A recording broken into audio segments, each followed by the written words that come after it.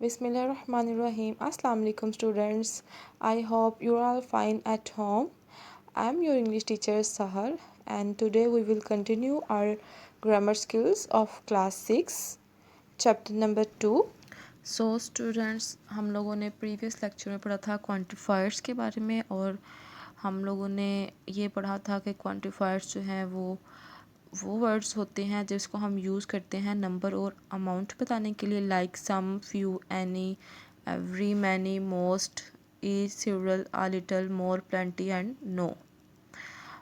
और कुछ क्वांटिफायर्स जैसे कि मच, लिटर और लेस को हम यूज़ करते हैं अनकाउंटेबल नाउन्स के लिए, और कुछ क्वांटिफायर्स जैसे कि मैनी, फ्यू एंड फ्यूअर को हम यूज़ करते हैं प्लूरल काउंटेबल नाउन्स के लिए। तो आज हम देखेंगे पेज नंबर 6। सो स्टूडेंट, सबसे पहले आप जो हैं आज की डेट मेंशन करें। ओके, अब हम लोग जो है अपना पेज नंबर 6 स्टार्ट करते हैं और सबसे पहले हम ग्रामर हेल्प में मौजूद पॉइंट्स को डिस्कस करेंगे। To talk about things singly और individually you use each, but to talk about things together or as a group you use every or all। जब हम चीज़ों के एक चीज़ों के बारे में बात करते हैं जो कि सिंगल यानी कि अकेली होती हैं या इंडिविजुअल होती हैं तो हम उसके लिए ईच यूज़ करते हैं, यानी कि एक चीज़ के लिए हम हमेशा ईच यूज़ करते हैं। लेकिन जब हम चीज़ों को इकट्ठा करके बात करते हैं या एक ग्रुप के बारे में बात करते हैं तो हम एवरी और ऑल का वर्ड यूज़ करते हैं। For example, each child prepare a different act for the concert. Each child prepare different act for the concert. अब एक की बात हो रही है, इनके हर बच्चा जो है उसने मुख्तलिफ एक्ट किया है कॉन्सर्ट के लिए। Every child performed in the concert. हर बच्चा जो है वो कॉन्सर्ट में पार्टिसिपेट कर रहा है या हर बच्चा जो है वो कॉन्सर्ट में परफॉर्म कर रहा है। A plural verb is used with all, for example all roads are under repair. A singular verb is used with each and every, for example every or each road is under repair।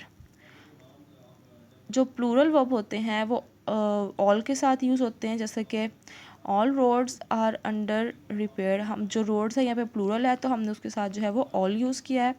Uh singular verb is use with each and every. जो singular verb है वो हमेशा उसके साथ हमेशा each और every use होता है, जैसे कि ईच और every road is under repair. Road था तो ईच या एवरी को यूज़ क्योंकि रोड जो है वो सिंगुलर है। You can use all but not every with countable nouns, for example Jane likes all music. अब कुछ अनकाउंटेबल नाउन के साथ जो है आप ऑल तो यूज़ कर सकते हैं लेकिन आप एवरी यूज़ नहीं कर सकते, जैसा कि जेन लाइक्स ऑल म्यूज़िक। नेक्स्ट हमारे पास एक एक्टिविटी है, एक्टिविटी बी, जिसमें आपने जो है वो करेक्ट ऑप्शन को चूज़ करना है। The first one is come on everyone we don't have dash time. For the second one is let dash of us try to help each other। 4 options है every, another, all, any, और इसमें हमारा जो है वो right answer है all। The third one is there are every dash students who are willing to help। 4 options है few, little, a few, plenty, और हमारा जो है वो राइट आंसर है few। जैसा कि हम लोगों ने प्रीवियस पढ़ा था कि हम लोग जो है वो प्लूरल के साथ फ्यू यूज़ करते हैं, तो यहाँ पे जो है वो प्लूरल नाउन आया है हमारा स्टूडेंट्स, तो इसलिए हम लोगों ने यहाँ पे फ्यू यूज़ किया है, आ फ्यू यूज़ नहीं किया। प्लूरल अनकाउंटेबल नाउन्स जो हैं यहाँ पे हमारे पास जो स्टूडेंट है वो प्लूरल अनकाउंटेबल नाउन है, इसलिए हमने इसके साथ जो है वो फ्यू यूज़ किया है। We have dash work to do before the art room is ready. A lot of, any, all, many, all, many, और इसमें हमारा करेक्ट ऑप्शन है a lot of. Fifth one, there are dash art pieces to display than we had just year. Options हैं many, more, most, few, तो इसमें आएगा more. I expect all students to do their best to make this art show success. इसमें हमारे पास 4 option है any, every, plenty, of, all, and the right option is all। In the past students have shown dash interest in exhibiting their work। 4 options are little, any, many, several। The right option is little। Number 8, this year dash students have been every enthusiastic। This year most students have been very enthusiastic, यहाँ पे आएगा most, उसके बाद है page number 7. Number 9, now we have very little space to hang dash the art pieces. 4 options है, a lot of, all, a few, every, इसमें आएगा all. Number 10, I hope we have dash visitors to the art show this time. इसमें हमारे पास option है few, much, little, many, और इसमें हमारा right option है many. तो इसके साथ जो है हमारी वो एक्टिविटी भी कंप्लीट है. अब हम एक्टिविटी सी के लिए नेक्स्ट बॉक्स को डिस्कस करते हैं. Either and neither are usually use with singular verbs. Either और नीदर जो है वो सिंगुलर वर्ब के साथ इस्तेमाल होते हैं. You use either when you speak about one और द अदर. आप ईदर को तब यूज़ करते हैं जब आप एक या दूसरे या एक से ज़्यादा के बारे में बात कर रहे हो. यानी कि ईदर जो है आप तब यूज़ करते हैं जब आपके पास 2 ऑप्शन मौजूद हो. अगर एक नहीं तो दूसरा से, यानी कि 2 ऑप्शन आपके पास मौजूद हो तब आप ईदर का वर्ड यूज़ करते हैं. You use neither when you mean not one not the other. और नीदर का वर्ड जो है वो, क्योंकि ये भी नेगेटिव सेंस में आता है, और इसको आप तब यूज़ करते हैं जब आप कहें कि ना ही एक और ना ही कोई दूसरा और. To talk about 2 things together, जब आप 2 चीज़ों के बारे में इकट्ठे बात करते हैं, यानी कि 2 इकट्ठी चीज़ों के बारे में बात करते हैं. यू यूज़ बोथ, तो आप बोथ का लफ्ज़ इस्तेमाल करते हैं. For example, both the cat and the dog belong to James. अब इसमें जो है क्योंकि वो कह रहे हैं कि दोनों कैट और डॉग के दोनों का ताल्लुक जेम्स से है, तो उसके लिए वो बोथ का वर्ड यूज़ कर रहे हैं. Use a plural verb with both. आप प्लूरल वर्ब को जो है वो बोथ के साथ यूज़ कर सकते हैं, इनके बोथ को प्लूरल वर्ब्स के साथ यूज़ कर सकते हैं. You usually use and other with singular countable nouns. Singular countable noun जो हैं उनके साथ हम एन अदर यूज़ करते हैं. For example, shall I pass you an other slice of cake. अब यहाँ पर जो है हमारे पास सिंगुलर काउंटेबल नाउन है स्लाइस ऑफ केक, तो इसके साथ हम लोगों ने यूज़ की है N other. An other is also use before the word few और with numbers. For example, give me N other few minutes, give me N other 3 minutes. An other जो है इसके अलावा हम इस्तेमाल कर सकते हैं फ्यू से पहले और विद नंबर्स या फिर किसी भी किस्म के नंबर्स के साथ, जैसा कि give me N other few minutes, give me N other 3 minutes. अब हम इसकी एक्सरसाइज देखेंगे. ओके स्टूडेंट, आप आज की डेट मेंशन करें इसके ऊपर भी, 16 of March and the day is Tuesday.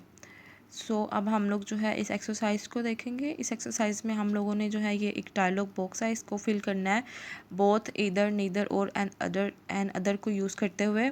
ये एक डायलॉग है मदर और बेटे के बीच में. बेटे का नाम है जेन, और इस डायलॉग को हम लोगों ने जो है वो ब्लैंक्स को फिल करना है अपने इन चारों वर्ड्स की हेल्प से. Mother Jane, I ask you to clean your bedroom and bath the dog. Mother जो है वो जेन से कह रही कि मैंने तुम्हें कहा था कि अपने बेडरूम को साफ़ करना है और डॉग को नहलाना है. You have done neither task. जैसे कि हम लोगों ने पीछे पढ़ा कि हम लोग नीदर को नेगेटिव के लिए भी यूज़ करते हैं, तो वो कह रहे हैं कि तुमने दोनों में से कोई भी काम नहीं किया. और हम लोग यूज़ करते हैं one, not one not the other, कि एक नहीं तो दूसरा भी नहीं, कि माँ उसको ये कह रही कि तुमने एक या दूसरा दोनों में से कोई भी काम नहीं किए. No you have time to do only one of them, so which it will it be. तुम्हारे पास सिर्फ एक काम करने का वक्त है, तो तुम कौन सा करना चाहोगे. जेन कहता है, सॉरी मम, I did not mind either one. माँ सॉरी माँ, मुझे नहीं याद रहा इनमें से एक भी. ईदर वन यानी कि वो बात कर रहा है कि उसमें से एक भी काम उसको नहीं याद रहा, इसलिए हम यहाँ पे यूज़ करेंगे either. I was doing my homework, मैं अपना काम कर रहा था. Please give me N other few minutes. जैसे कि हम लोगों ने पीछे पढ़ा कि हम लोग एन अदर को यूज़ करते हैं फ्यू के साथ, फ्यू से पहले, और जो है उसके लिए हम नंबर्स के लिए भी यूज़ करते हैं. तो फ्यू मिनट्स से पहले हम लोगों ने यूज़ की है N other few minutes. And I will try to do both task. Both को हमने यूज़ करते हैं 2 चीज़ों के बारे में बताने के लिए, तो इसमें जो है वो दोनों टास्क के बारे में बात हो रही है, तो वो यहाँ पे बोथ यूज़ कर रहे हैं. Mother, you should have told me you were busy. Either James or John could have bathed the dog. Neither has any homework today. अब माँ उसको कह रही कि तुम मुझे बता सकते अगर तुम मसरूफ़ थे, जॉन या जो है वो जेम्स जो है वो नहला देते डॉग को. Neither has any homework today. तो वो ये कह रही है कि दोनों में से उनके पास, यानी कि जैसे हम लोग उसके ऑप्शन हो तो हम लोग इधर को यूज़ करते हैं, तो उनके पास जेम्स या जॉन का ऑप्शन है कि वो दोनों में से कोई भी जो है वो डॉग को नहला सकता था, क्योंकि शायद उनके पास कोई भी काम नहीं है आज करने को। नीदर यानी कि उनके पास किसी भी किस्म का कोई काम नहीं है। हम यूज़ करते हैं ना इसको नहीं के लिए कि एक नहीं तो दूसरा भी नहीं, तो उनके पास कोई भी काम नहीं था करने को। जेन कहता है if either one of them can do it for me today I will do the same for him an other day when he has lots of homework. अब यहाँ पे भी क्योंकि ऑप्शन है दोनों के दरमियान, तो वो ये बात हो रही है कि दोनों में से कोई एक मेरे लिए काम कर देगा तो दोबारा मैं उसके लिए वो सेम काम करूँगा। एंड अदर डे किसी और दिन when he has loads of homework, जब उसका बहुत ज़्यादा काम होगा। Mother I will call both, अब ये पे बोथ का वर्ड यूज़ है कि दोनों के बारे में बात हो रही है, मैं दोनों को बुलाती हूँ। Of them in to see who will volunteer, you can clean your room and other day instead. तो माँ कह रही है कि मैं दोनों में से किसी को बुलाती हूँ तो तुम किसी और दिन अपना जो है वो कमरे को साफ़ करना। अभी यहाँ पे एन अदर जो है वो यूज़ हो रहा है। एन अदर हमने यूज़ किया है यहाँ पर 3 जगह पर, जैसे कि एक हम लोगों ने फ्यू मिनट्स से पहले, और 2 जगह पर हम लोगों ने डे से पहले यूज़ किया है। फ्यू मिनट से पहले हम लोगों ने एन अदर इसलिए यूज़ किया कि हम लोगों ने जैसे पीछे पढ़ा कि हम लोग एन अदर को फ्यू से पहले और नंबर्स के साथ इस्तेमाल कर सकते हैं। इसके अलावा हम एन अदर को तब यूज़ कर सकते हैं जब कोई भी सिंगल काउंटेबल नाउन हो। तो आज हम लोगों ने जो है वो 2 एक्सरसाइज की हैं, एक्सरसाइज बी और एक्सरसाइज सी, और इसमें कोई भी किसी किस्म की डिफ़िकल्टी नहीं है। लेकिन अगर आपको किसी भी किस्म के कोई मसला हो, कोई क्वेश्चन हो, तो आप लोग कमेंट सेक्शन में पूछ सकते हैं। और इसकी जो है आप लोगों ने बार बार प्रैक्टिस करनी है अपने रजिस्टर पर, और इसको अच्छे तरीके से याद करना है, समझना है। और किसी किस्म का कोई मसला हो तो you can ask it on the comment section. Okay, अल्लाह हाफिज़। अपना ख्याल रखिएगा, दुआओं में याद रखिएगा। Stay home, stay safe. अल्लाह हाफिज़।